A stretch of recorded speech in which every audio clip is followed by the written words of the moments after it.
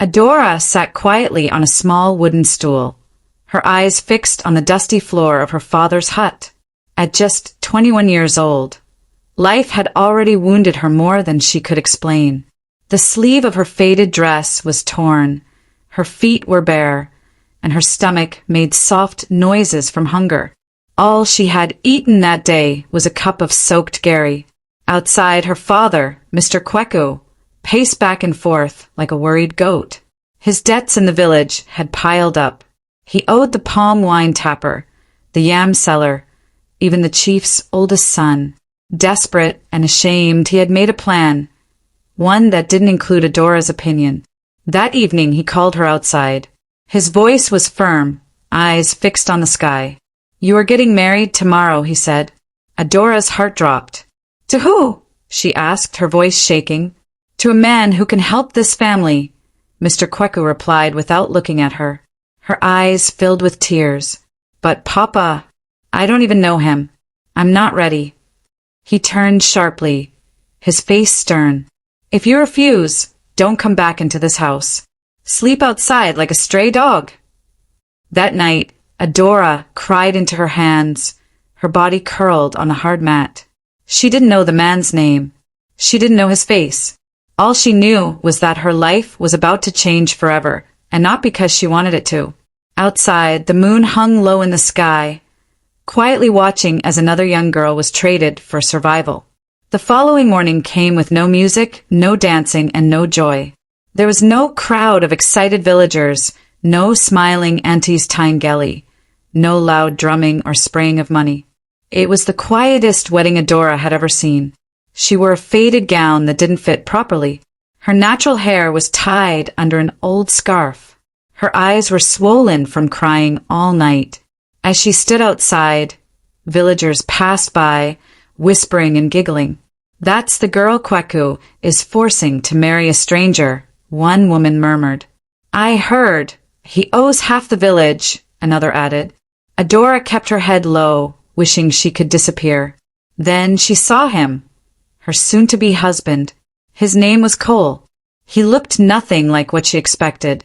His clothes were worn out, his slippers thin, and his face quiet, almost shy. Nobody knew much about him. People said he lived alone at the edge of the village, worked as a carpenter, and hardly spoke to anyone.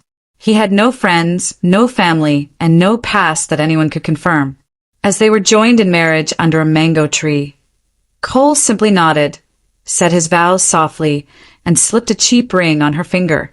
Afterward, he led her to his house, a tiny clay home with a tin roof and one small window. "Welcome," he said, opening the creaky wooden door. "You can take the bed. I'll sleep on the floor." Adora blinked, unsure if she had heard him right. She expected shouts, orders, maybe even a slap. But Cole didn't touch her. He gave her food, fetched water, and quietly swept the floor. That night, as she sat on the edge of the bed watching him lay a mat on the floor, a small part of her began to wonder, had she just been married to a kind man? 1 week after their quiet, strange wedding, Cole sat outside their little house watching the sky. The sun was slowly disappearing behind the hills, painting the clouds with soft orange. Inside, Adora swept the floor, humming a soft tune without realizing it. She had started to settle into the quiet rhythm of this new life. She no longer sat stiffly in the corner or cried herself to sleep. She still didn't smile much, but she talked now just a little. Cole noticed everything, but he never rushed her. That evening he called softly, "Adora!" She came out, wiping her hands on her wrapper. "Yes." Cole moved slightly to give her space on the bench. "I've been thinking. It's time we leave this village." Adora blinked. "Leave? Go where?" He looked at her gently. "To the city. I've been saving small money. We can rent 1 room and start again. I'll continue with carpentry." She didn't answer immediately. Instead, she sat beside him, looking at the dusty ground. "But you only know how to make local stools and benches. People in the city don't use those things. How will we survive?" Cole smiled. "Then I'll carry wood, or wash cars, or drive a kiki. I'm not proud. I just want us to move forward. Adora looked at him closely. He wasn't forcing her. He wasn't begging. He was inviting her to dream with him. After a while, she nodded slowly. Okay, she said. I'm ready. Cole smiled, wide and bright, for the first time since they met. Thank you, Adora, he said. That night, she lay on the bed thinking. The city scared her, but Cole's hope was stronger than her fear. And for the first time, she wondered if maybe, just maybe, her life wasn't over. It was only beginning. Early the next morning, Adora packed her few belongings into a black nylon bag. She had only 3 dresses and 1 old pair of sandals. Cole folded his 2 trousers and slipped his carpenter tools into a worn toolbox. They didn't own much, but their hearts were full of quiet determination. They boarded a rusted old bus heading to the city. The journey was rough, the road bumpy, the air thick with dust. At one point, the engine overheated, and everyone had to come down while the driver poured water into the radiator. Adora stood beside Cole, holding his arm tightly as the heat beat down on their heads. Finally, as the sun began to set, they arrived. The city was loud and full of life. Cars honked nonstop, sellers shouted about their goods, and smoke from roasted meat stalls floated in the air. Adora gripped Cole's hand. This place is too busy, she whispered. He laughed lightly. You'll get used to it. They boarded a kiki that took them to a quiet street at the edge of town. Cole had already paid for a 1-room apartment there. When they arrived, the landlord gave them a single key without saying much. The room was small, just 1 bed, a fan, and a small window, but it was clean. Adora looked around and smiled. It's small, she said, but it's ours. The next morning, Cole dressed in his cleanest shirt and left in search of carpentry work. Adora stayed behind, cleaning the room and cooking a small pot of rice with their last cup of kerosene. When Cole returned that evening, his face looked tired. How was it? She asked gently.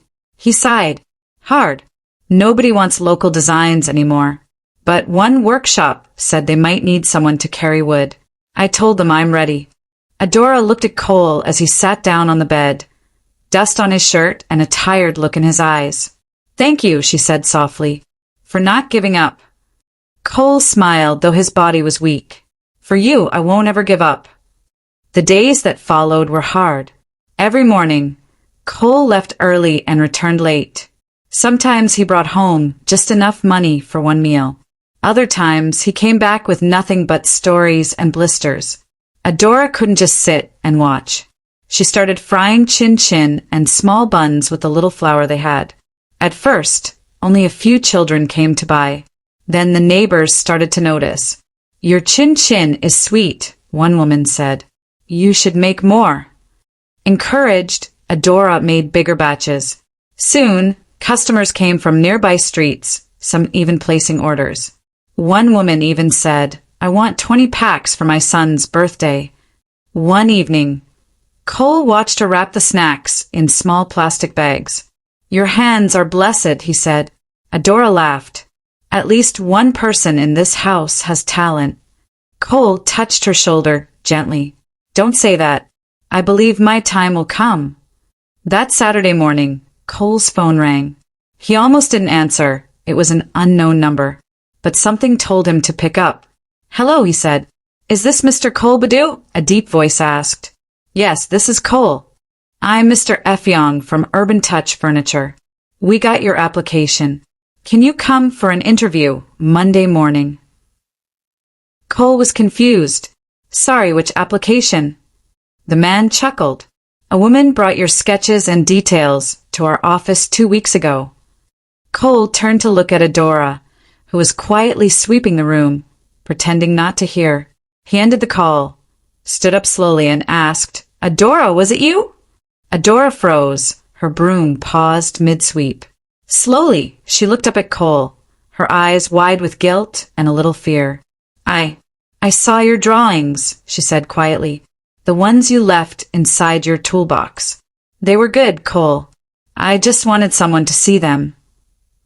Cole walked closer, his heart full. You believe in me that much? Adora nodded. More than you believe in yourself. For a moment he didn't speak. Then he pulled her into a tight hug. "You're not just my wife," he whispered. "You're my helper." On Monday morning, Cole dressed in his cleanest shirt and trousers. Adora carefully brushed his collar and packed a small bag with water and roasted groundnuts. "You'll do well," she said, squeezing his hand.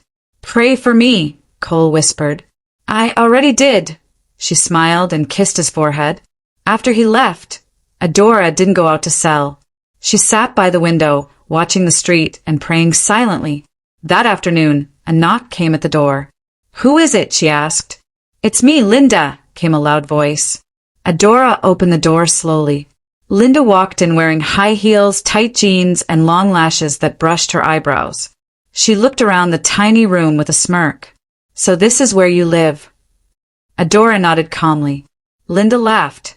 "Wow. Village beauty, queen, now married to a carpenter. In a small hot room like this. I swear you shocked me." Adora's face remained steady. "Linda, why are you here?" "My dear, you're too fine for this suffering," Linda said, chewing her gum. "You should be in an office with AC, not sitting here like a local housewife." Adora crossed her arms. "Linda, say what you came to say and go." But Linda leaned in, lowered her voice, and added, "Be honest, is it the way Cole touches you that's keeping you here?" Adora's eyes narrowed. "Are you mad?" she asked, standing up straight. Linda raised her hands in mock surrender. "Relax now, I'm just saying the truth. You're too beautiful to waste away in this kind of life. I know someone, rich, single, handsome, drives a black Jeep. He can change your life overnight." Adora folded her arms tightly. "So, you came to my house to insult my husband and offer me another man?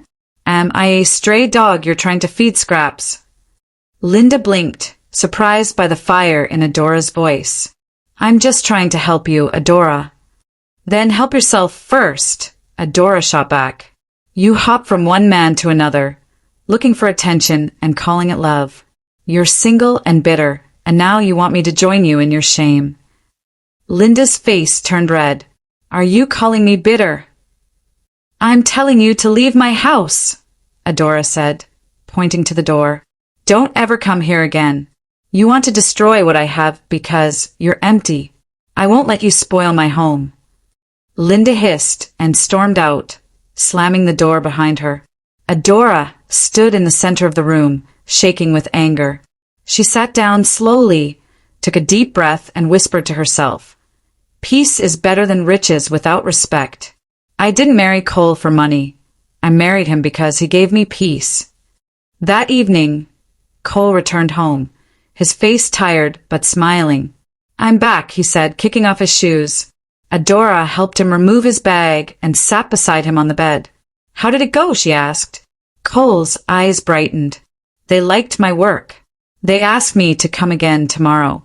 The manager said I have talent." Adora smiled faintly, but her heart was heavy with the memory of Linda's visit. Cole noticed the sadness in Adora's eyes, even though she was smiling. He touched her hand gently. "What's wrong?" She hesitated, then sighed.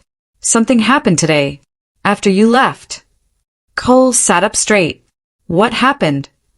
Adora took a deep breath and told him everything. How Linda had come, what she said about their life, and how she mocked Cole, calling him poor and useless. When she got to the part where Linda suggested she leave him for a rich man, Cole's face darkened. "She said that?" he asked through clenched teeth. Adora nodded slowly. "She insulted both of us. She called this room a prison and said I was wasting my beauty on you." Cole shook his head, quiet but hurt. "That girl is empty. She walks around with fake beauty and broken values. She doesn't understand you, Adora. She sees your strength and thinks it's weakness." Adora touched his chest softly. "Promise me something." "Anything," Cole whispered. "Stay away from her. Don't let her talk poison into your ears again. She's not your friend." Adora nodded. "I promise." Cole looked at her deeply. "Thank you. For loving me. For standing by me. I may not have much, but I know what I have is real. Adora smiled gently. I didn't marry your pocket, Cole. I married your heart. They held each other close that night, their tiny room silent but full of peace, stronger than the storm that had tried to shake them. 1 week passed, and the tension slowly melted away. Cole returned to work at Urban Touch Furniture. His manager praised his discipline and creativity, and the workers admired his humility. Every evening he came home with good news, and Adora welcomed him with a smile and a warm meal. Their small buns business also grew. Children came by every morning, and neighbors started placing orders. One day, Cole's manager, Mr. Effiong, called him into the office.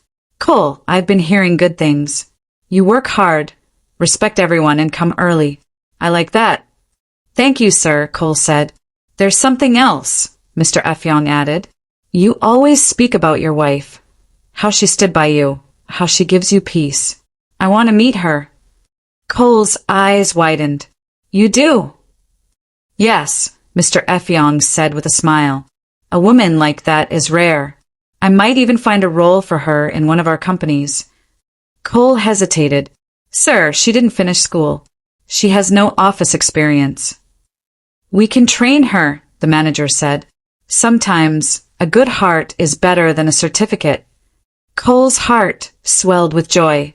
That evening, he rushed home, grinning as he stepped into their small room. Guess what? He said. Adora looked up. What happened? He took her hand. My boss wants to meet you. He might even give you a job. Adora froze.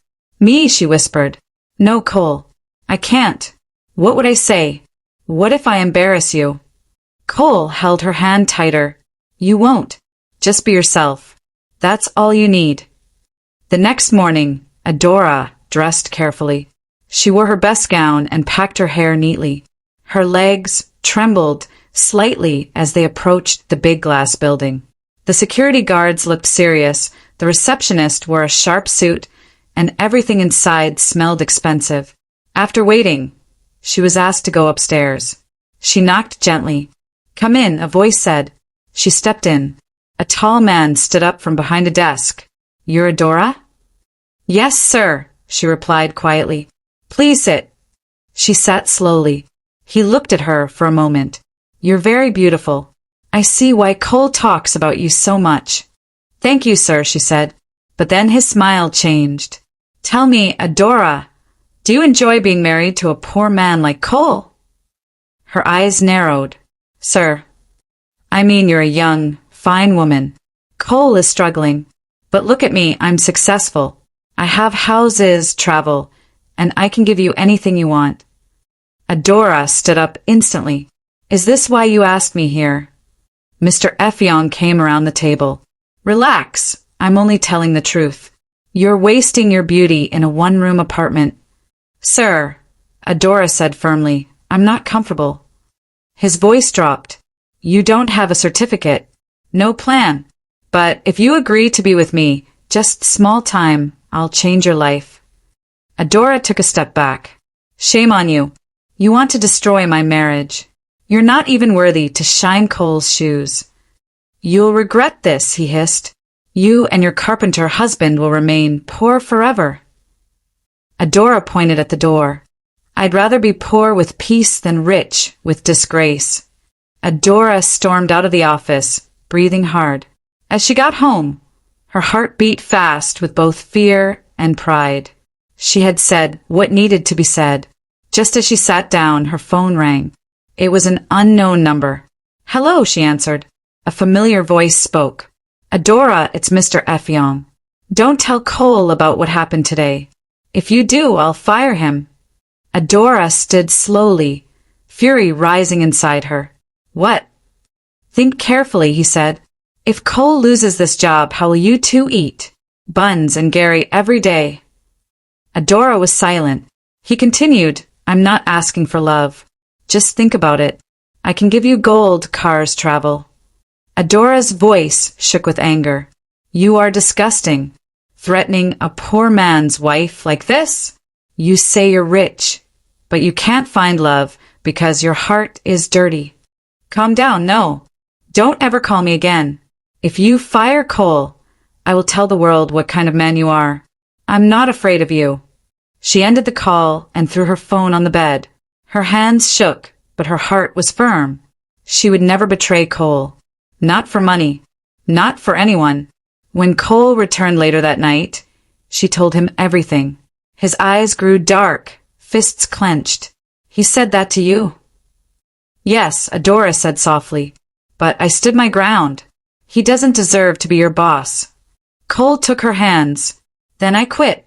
Tomorrow I'll stop working there. We'll survive together. 2 months passed and life shifted.